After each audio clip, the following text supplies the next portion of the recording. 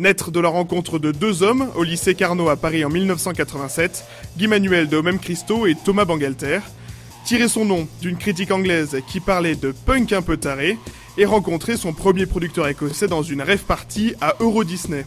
Se faire connaître de la scène underground en 1995 avec Rollin' and Scratchin'. Et plaire à Laurent Garnier, le pape de l'électro française. Le mot qui va les définir, c'est énorme parce qu'il est arrivé à quelque chose qui était ultra fort, ultra compressé, super devant, mais tout était là. Être toujours masqué, fuir les interviews et les plateaux télé, sauf au début de la carrière.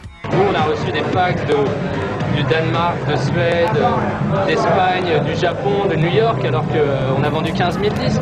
Explosé en 1997 avec Homework, un premier album, et se payer le luxe d'engager Michel Gondry pour le clip de Around the World. Devenir l'étendard de la French Touch et influencer quasiment tout ce qui se fait en électro aujourd'hui. Sortir Discovery en 2001, un concept album en forme de fusée qui rend hommage aux sonorités funk et disco, la transformer en épopée musicale et intersidérale au cinéma avec le père d'Albator, Leiji Matsumoto. Produire en 6 semaines un troisième effort brutal, Human After All, robot mais humain après tout. Être fait chevalier des arts et des lettres en 2010 en catimini, mais être aussi critiqué pour reprendre trop souvent les succès des autres.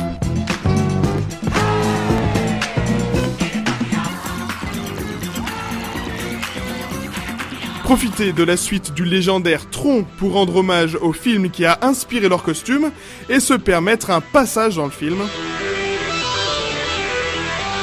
Électriser les foules dans des concerts fantastiques, faire parler le monde entier avec un teaser de 15 secondes, sortir un 4e album en 2013, être Daft Punk.